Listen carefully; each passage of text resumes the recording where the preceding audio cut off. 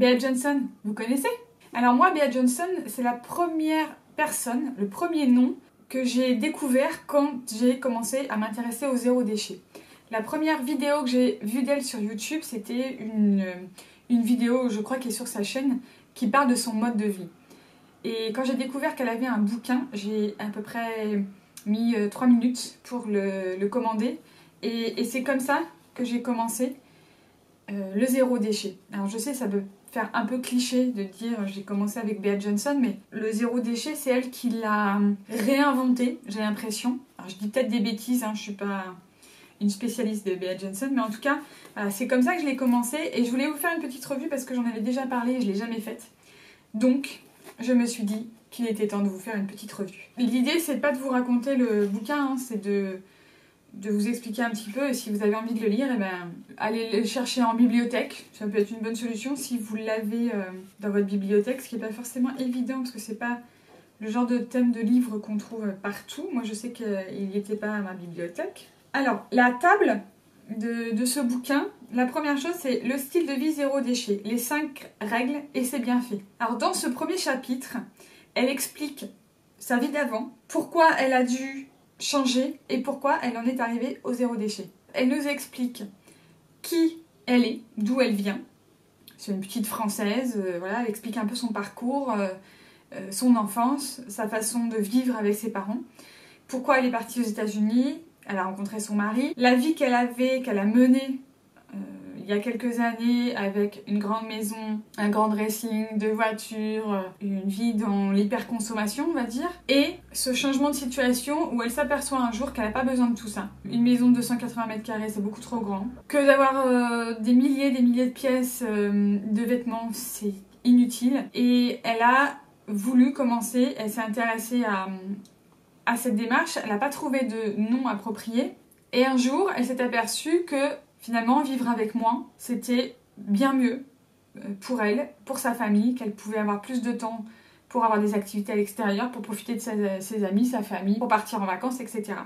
Donc c'est à partir de ce moment-là, je crois que c'était en 2008, donc il y a 8 ans, qu'elle a commencé à mettre en place ce zéro déchet. Dans tous les chapitres précédents, elle vous parle de la cuisine, des provisions, la salle de bain, la chambre à coucher, la garde-robe, le ménage et l'entretien, le bureau et le courrier, les enfants et l'école, les fêtes et les cadeaux, les sorties. Un des derniers chapitres, c'est comment s'impliquer autour de vous dans les associations ou des choses comme ça. Elle nous parle de l'avenir du zéro déchet de son point de vue. Et ensuite, vous avez un carnet d'adresses et des remerciements. Donc ça, ce bouquin-là qui fait pas loin de 400 pages. C'est hyper rapide à lire, il y a 400 pages, mais c'est très très facile à lire. On verra pas du tout, mais c'est très très simple à lire. Moi, j'ai dû le lire en 2 jours.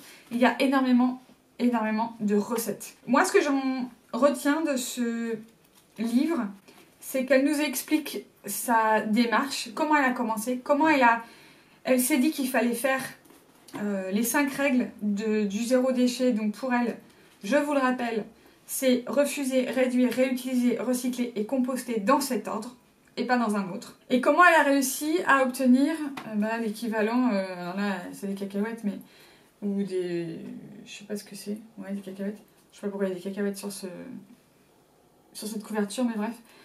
Un bocal de déchets par an pour 4.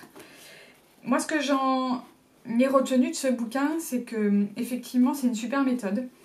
La méthode qu'elle utilise, les 5 C à suivre dans l'ordre, c'est une très très bonne méthode pour commencer. Elle vous explique aussi qu'il faut s'approprier cette démarche, l'utiliser, trouver des solutions à son niveau, à son échelle, à sa situation géographique, à sa situation familiale. Il faut vraiment décliner en fait ses conseils avec son mode de vie. Vous n'avez pas le mode de vie aujourd'hui de Bea Johnson, vous ne vivez pas aux États-Unis, vous ne vivez pas à San Francisco, vous vivez à Nice comme moi, à Paris, à Lille, où il y a plein de conditions différentes. Vous n'avez pas les mêmes conditions pour faire le recyclage. Vous n'avez même pas les mêmes magasins à proximité ou dans votre environnement. Vous n'avez pas les mêmes horaires de travail, vous n'avez pas la même situation familiale, vous êtes peut-être célibataire, vous avez peut-être 4 enfants, vous habitez dans une maison, dans un appartement, vous avez des chiens ou pas, des animaux, vous vivez à la ferme, vous vivez en ville, vous n'avez pas les mêmes contraintes que Bea Johnson. Donc ce bouquin-là, il faut le prendre avec un certain recul. Parce que moi, quand je l'ai lu, c'est vrai que je me disais, il faut que je fasse ça, ça, ça, ça, ça. J'étais hyper stricte, hyper carrée. Je refuse absolument tous les plastiques. J'ai fait ça pendant des mois et des mois et des mois. Et c'est comme ça que j'ai réussi à bien baisser le niveau de ma poubelle. Il n'y a pas de problème. Par contre, elle vous met en garde aussi. Il faut être assez flexible. Il faut faire très attention, mais il ne faut pas être totalement obsédé. Elle le dit d'ailleurs dans son bouquin, il ne faut pas aller à l'extrême. Elle a fait des choix très extrêmes. Elle a fait des expériences extrêmes qui l'ont poussée à faire des choses complètement incongrues, on va dire, que ce soit pour ses courses et surtout pour son hygiène. Je sais qu'elle a tenté beaucoup d'expériences pour remplacer le shampoing, le papier toilette, des choses comme ça. Je pense qu'elle veut nous mettre en garde contre cette vision extrême du zéro déchet. Ok, c'est super si on arrive à faire un bocal et qu'on y arrive et que c'est facile et qu'on n'a pas trop de contraintes et que c'est fluide et que tout roule comme il faut, il n'y a pas de problème, on peut aller jusque-là. Mais par contre, selon nos conditions, si on ne peut pas, s'il y a des choses qu'on ne peut pas changer aujourd'hui, moi, je n'ai pas de solution pour le papier toilette. J'ai bien essayé de trouver du papier qui est avec du papier recyclé, qui est voilà, selon des normes spécifiques de forêt gérée durablement, des choses comme ça. Mais le problème du plastique autour du papier toilette, ben, je suis incapable aujourd'hui, 1 an après, de trouver une solution. Et ce qu'elle dit donc dans un de ses paragraphes, c'est qu'il faut trouver l'équilibre. On fait très attention dans notre maison, on fait attention à l'extérieur de notre maison, quand on est invité, quand on est à l'extérieur. Mais parfois, on n'a pas de solution, on n'a pas d'alternative. Quand vous prenez l'avion et que l'hôtesse de l'air vous donne de gré ou de force certains trucs, des fois on ne peut pas les refuser, c'est compliqué. De toute façon, même si vous ne le prenez pas, ils vont le jeter. Bon, il y a tout un tas de choses, voilà, où elle met en garde. Et comme je vous le dis depuis des mois, c'est pas grave si une fois ou deux, de temps en temps, il y a un loupé. Voilà, vous ne pouvez pas tout contrôler. Surtout quand vous êtes à l'extérieur, vous ne pouvez pas tout contrôler. Ensuite, elle nous donne énormément de recettes pour fabriquer soi-même ses détergents, son shampoing. Il y a plein d'astuces, d'alternatives, comment remplacer tout ce que je vous ai fait déjà en vidéo, dans la salle de bain, dans la cuisine, quand on part en voyage, quand on... Voilà, il y a plein d'alternatives, de recettes qui sont extrêmement simples et rapides, que j'ai utilisées moi pas mal au tout début et que j'utilise encore. Hein. Mais c'est vrai que c'est une bonne... une mine d'informations et moi je le garde, je l'offre pas, hein, je le donne à personne, il est chez moi et quand j'en ai besoin, eh ben je vais de temps en temps piocher des petits conseils, des petites astuces pour quand j'ai un problème et que j'ai besoin de trouver une alternative et que je la trouve nulle part. Elle nous donne aussi quelques indications à la fin de ce qu'elle fait pour faire avancer le zéro déchet, de pouvoir s'engager dans une association par exemple.